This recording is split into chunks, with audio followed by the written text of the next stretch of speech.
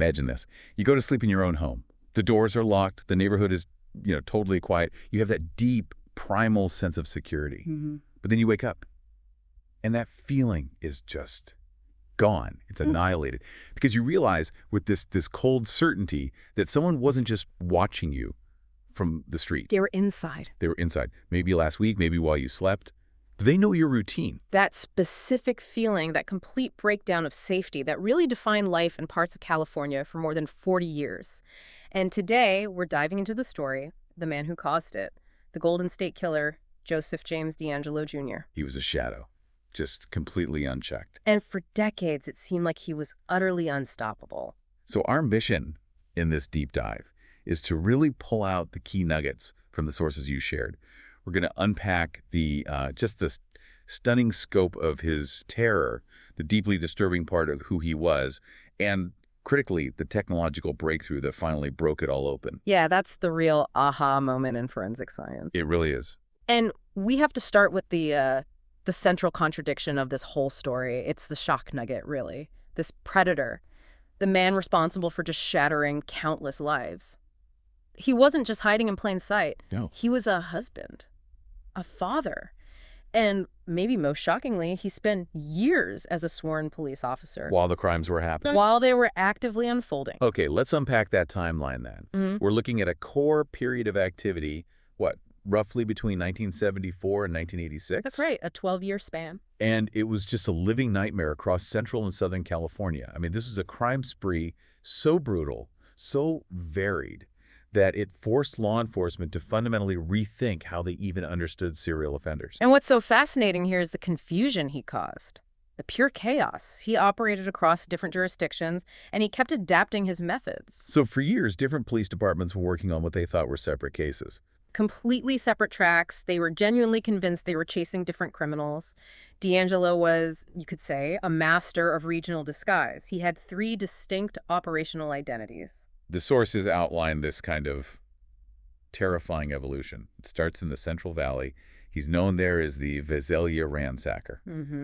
And that phase, it's mostly stealthy break-ins, theft. Sometimes it would escalate, but the main thing was property crime and voyeurism. But then came the shift, and the violence just escalated significantly. He moves towards Sacramento. And he's dubbed the East Area Rapist. Exactly. And this phase was defined by the sexual assaults.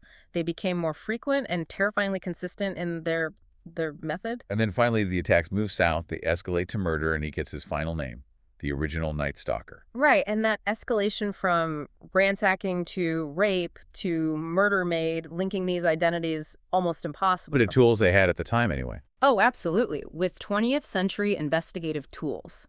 No chance. They were looking for 3 different men with 3 different motivations in 3 completely different parts of the state. So when you finally synthesize the confirmed totals, you really get a sense of the scale of this. The magnitude is staggering. This wasn't just a sporadic criminal. This was a campaign of terror. The final confirmed counts are 13 murders, over 50 sexual assaults, and more than 120 burglaries. And those numbers are just a cold summary of the fear, a fear that gripped entire communities for a generation. Yeah. Which brings us to the centerpiece of this deep dive, the identity. Joseph James DeAngelo Jr. The fact that a man with such a violent, dark secret could just go to work every day in public service, it's genuinely chilling. It's the ultimate lesson in human duality, isn't it? As the sources remind us, monsters don't always look like monsters. They often look like the person you're supposed to trust most in your community. DeAngelo used his job, his badge, his training as the perfect shield. That one observation, that evil can hide behind badges and smiles, that feels like the key aha moment about his identity. It is. He wasn't some shadowy outsider. He was integrated. He was a police officer in both the Exeter and Auburn departments? Yes. And those periods of employment directly overlap with his most prolific and his most serious criminal phases between 1974 and 1986. So if we connect that badge to his methods, yeah, it starts to explain why he was so successful for so long. It explains everything. He knew law enforcement procedure inside and out.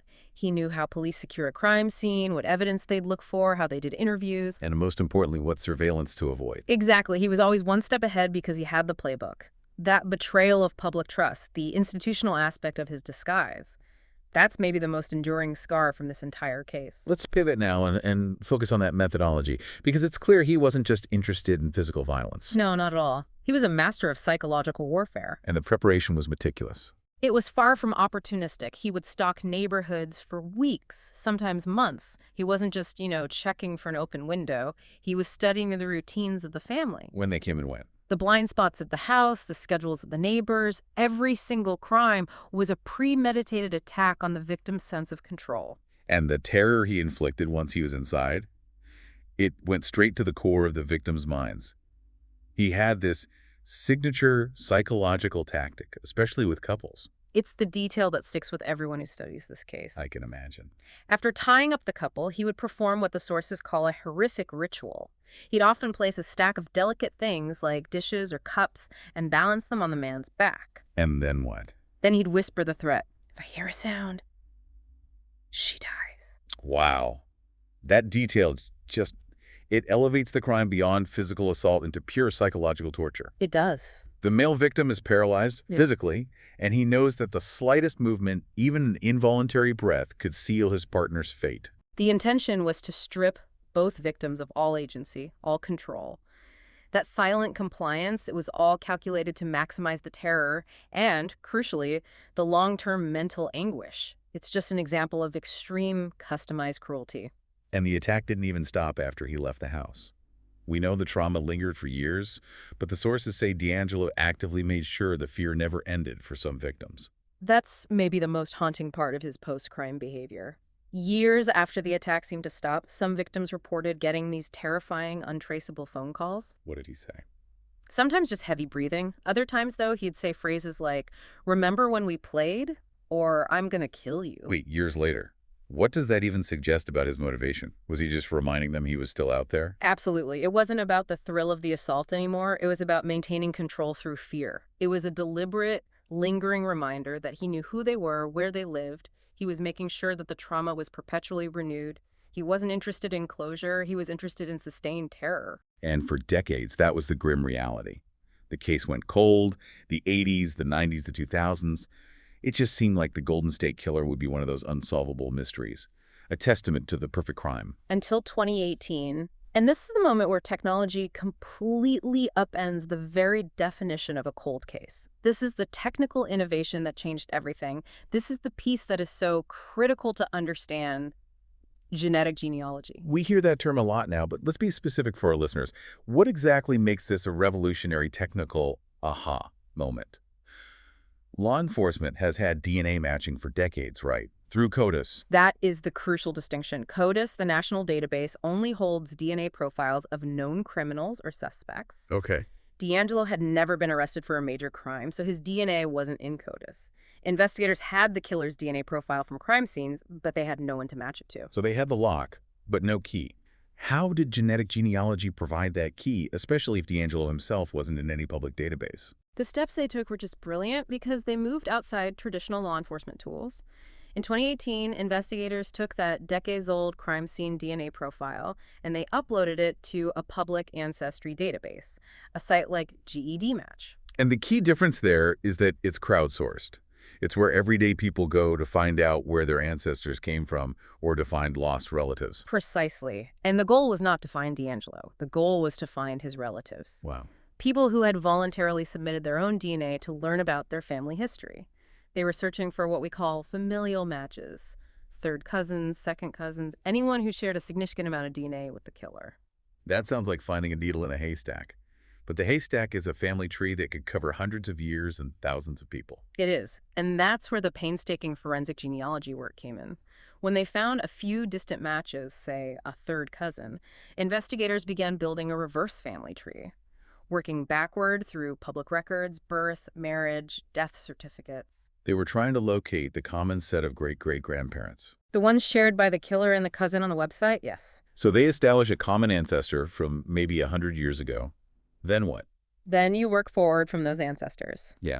Mapping out all the descendants, and you apply criteria.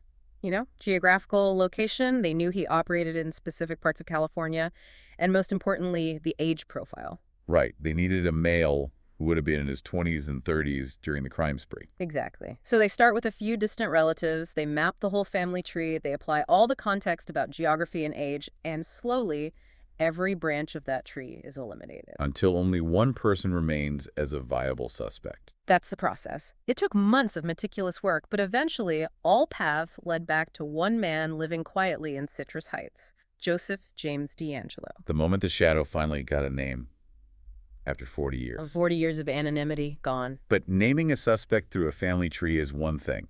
Confirming it legally is another. That DNA profile was from a cousin, not him. What was the final absolute step? They needed a direct, verifiable DNA sample, so police began surveillance on DeAngelo. They patiently waited and collected what the sources call abandoned items. Things he threw away. Exactly. Discarded tissues, a car door handle, things like that.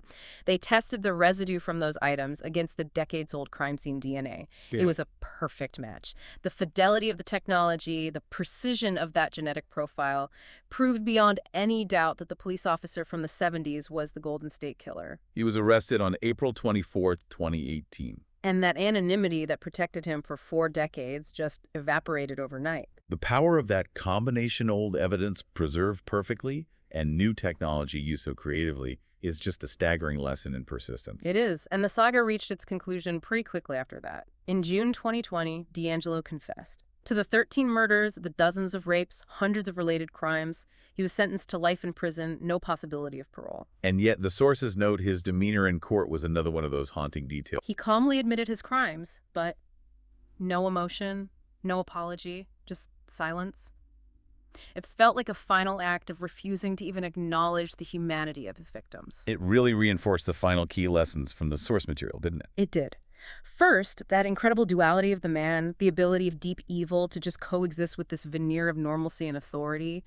And second, the most profound takeaway of all, time truly doesn't protect the guilty anymore. Not anymore. The ability of forensic science to bridge those decades is the ultimate victory here. So the ultimate synthesis of this deep dive is really this stunning convergence of themes. You know, the failure of traditional investigation, complicated by a killer literally hiding behind a badge, finally overcome by a radical, non-traditional technological breakthrough. It's the triumph of genetic memory over personal anonymity. Well said. For 40 years, Joseph James DeAngelo thought he had won. He thought silence and the passing of time were his allies.